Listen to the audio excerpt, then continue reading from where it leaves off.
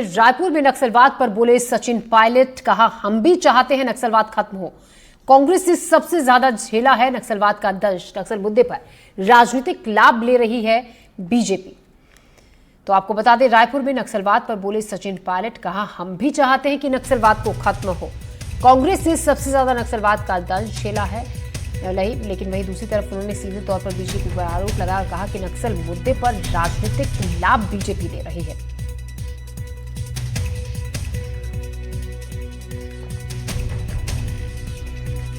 इस खबर पर ज्यादा जानकारी के साथ हमारे सहयोगी जुल्फिकार अली हमारे साथ जुड़ रहे हैं।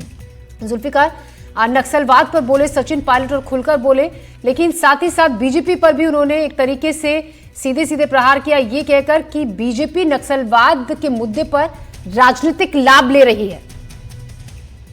बिल्कुल, क्योंकि कांग्रेस जो है ना लगातार भारतीय जनता पार्टी पर आक्रामक है और भारतीय जनता पार्टी को अलग अलग मोर्चों पर घेरने की कोशिश में लगी हुई है।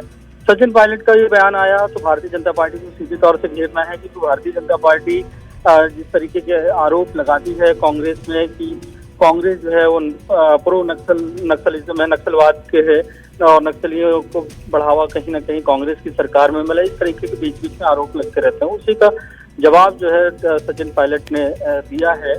और अगर देखा जाए तो भारतीय जनता पार्टी पूरी कोशिश में है कि कहीं ना कहीं उसको इसका लाभ मिले और ये बताने की कोशिश कि माओवाद जो खत्म हो रहा है, जो टारगेट लेकर ऑपरेशन चल रहे हैं, उन ऑपरेशन में जो सफलताएं मिल रही हैं, तो भारतीय जनता पार्टी ये दावा कर रही है कि मार्च 2026 तक जो माओवाद खत्म होगा उसका श्रेय भी भारतीय जनता पार्टी लेना चाहती है। और इसीलिए इस तरीके के बयान समय समय पर आते रहते हैं दोनों पॉलिटिकल पार्टियों की तरफ से।